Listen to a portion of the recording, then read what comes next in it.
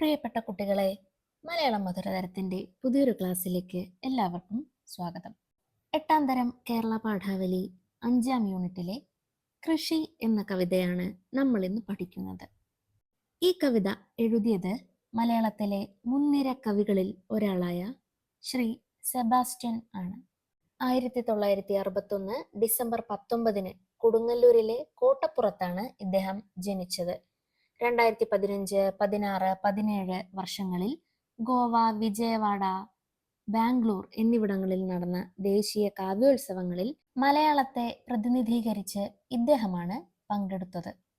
പാട്ടുകെട്ടിയ കൊട്ട, ഇരുട്ടുപിഴിഞ്ഞ് കൃഷിക്കാരൻ, ചില്ലുതൊലിയുള്ള തവള തുടങ്ങി ധാരാളം കവിതാ സമാഹാരങ്ങൾ ഇദ്ദേഹം രചിച്ചിട്ടുണ്ട്.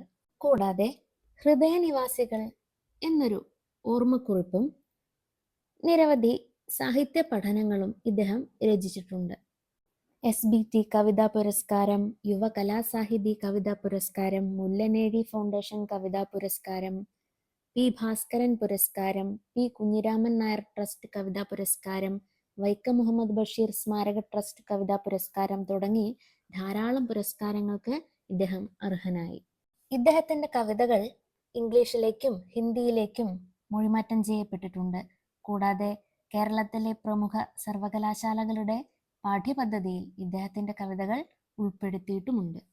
കുട്ടികളെ, ശ്രീ സെബാസ്റ്റ്യന്റെ കൃഷിക്കാരൻ എന്ന കവിതാ സമാഹാരത്തിലെ ഒരു കവിതയാണ് കൃഷി. കവിതയിലേക്ക് കടക്കുന്നതിന് മുമ്പ് പ്രവേശകം ഒന്ന് നോക്കൂ. മനവും കരവും കൈകോർക്കുമ്പോൾ മണ്ണിൽ സ്വർഗം വിളയുന്നു. എന്താണ് ഈ വരികൾ പറയുന്നത്?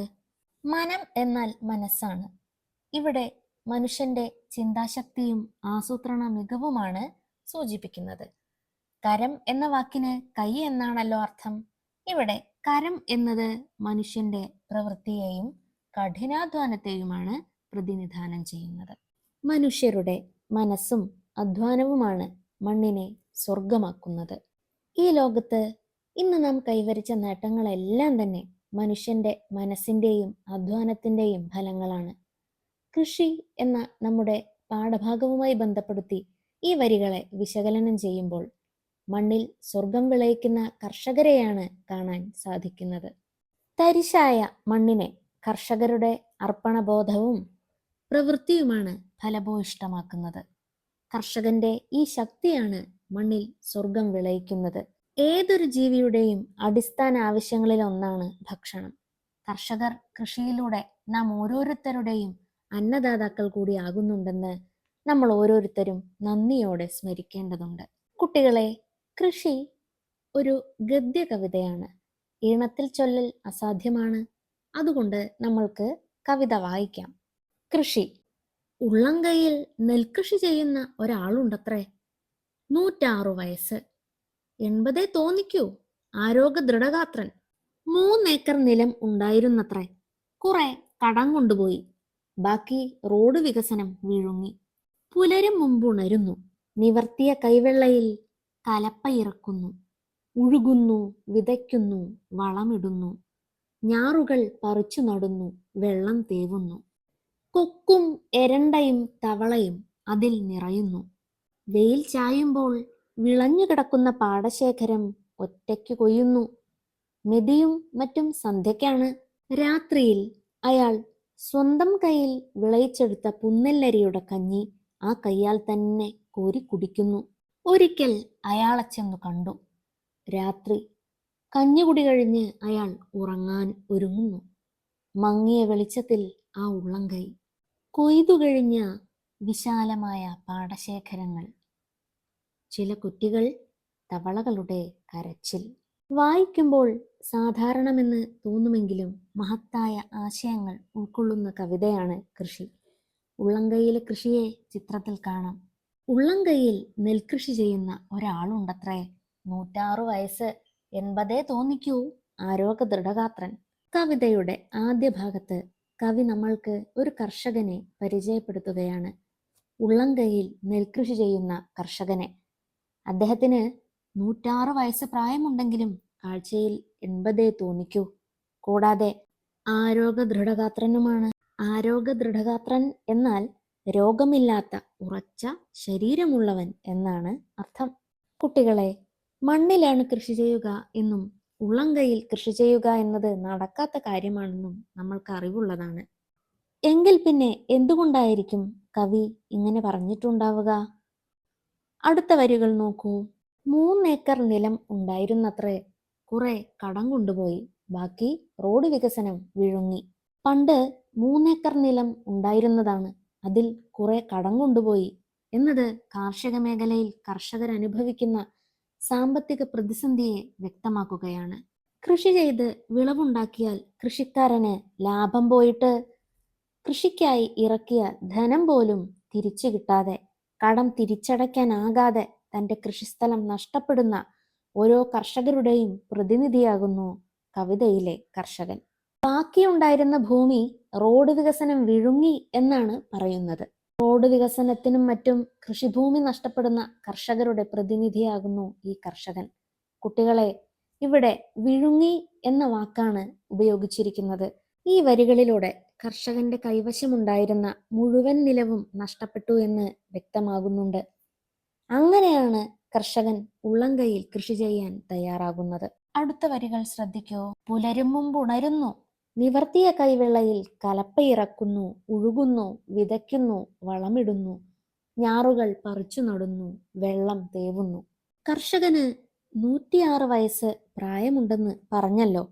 ഒരു ജന്മം മുഴുവൻ കൃഷിക്കും കാർഷിക വൃത്തിക്കുമായി ജീവിതം അർപ്പിച്ച അദ്ദേഹം എന്നത്തെയും പോലെ പുലരും മുമ്പേ ഉണരുകയും തന്റെ ഉള്ളംകൈയിൽ കലപ്പ ഇറക്കുകയും ഉഴുകുകയും വിതയ്ക്കുകയും വളമിടുകയും ഞാറുകൾ പറിച്ചു നടുകയും വെള്ളം തേവുകയും ചെയ്യുന്നു.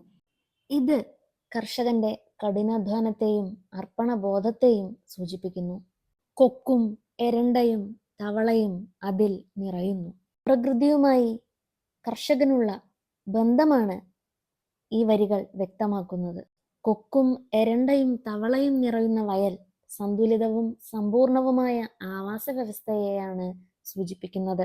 കർഷകനെ സംബന്ധിച്ചിടത്തോളം പ്രകൃതി അദ്ദേഹത്തിന്റെ ജീവിതത്തിലെ അവിഭാജ്യമായ ഒരു ഘടകം തന്നെയാണ്. അടുത്ത വരികൾ നോക്കൂ. വെയിൽ ചായുമ്പോൾ വിളഞ്ഞു കിടക്കുന്ന പാടശേഖരം ഒറ്റയ്ക്ക് കൊയ്യുന്നു, മെതിയും മറ്റും സന്ധ്യയ്ക്കാണ്. രാത്രിയിൽ അയാൾ സ്വന്തം കയ്യിൽ വിളയിച്ചെടുത്ത പുന്നെല്ലരിയുടെ കഞ്ഞി ആ കയ്യാൽ തന്നെ കോരി കുടിക്കുന്നു. വിളഞ്ഞു കിടക്കുന്ന പാടശേഖരം ഒറ്റയ്ക്ക് കൊയ്യുകയും മെതിക്കുകയും രാത്രിയിൽ തന്റെ സ്വന്തം കൈകൊണ്ട് വിളയിച്ചെടുത്ത കഞ്ഞി അതേ കൈകൊണ്ട് കോരി കുടിക്കുകയും ചെയ്യുന്നു. സ്വന്തം അധ്വാനത്തിന്റെ ഫലം അനുഭവിക്കുന്നതിൽ ആത്മസംതൃപ്തിയും സ്വയം പര്യാപ്തതയും കർഷകൻ അനുഭവിക്കുന്നു. കുട്ടികളെ, കവിതയുടെ അവസാന ഭാഗത്തേക്ക് കടക്കുകയാണ് നമ്മൾ. ഒരിക്കൽ അയാളെ ചെന്നു കണ്ടു. രാത്രി. കഞ്ഞികുടി കഴിഞ്ഞ് അയാൾ ഉറങ്ങാൻ ഒരുങ്ങുന്നു. മങ്ങിയ വെളിച്ചത്തിൽ ആ ഉള്ളംകൈ, കൊയ്തു കഴിഞ്ഞ വിശാലമായ പാടശേഖരങ്ങൾ, ചില കുറ്റികൾ, തവളകളുടെ കരച്ചിൽ. അങ്ങനെ ശാന്തനായി ഉറങ്ങാൻ കിടന്ന കർഷകന്റെ ഉള്ളംകൈ കവി കാണുന്നു.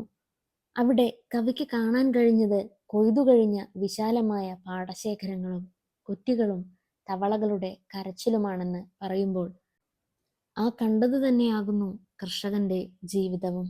അതിൽ കൃഷിഭൂമി നഷ്ടപ്പെടുന്ന ഓരോ കർഷകരുടെയും ദൈന്യതയും സ്വപ്നവുമുണ്ട്.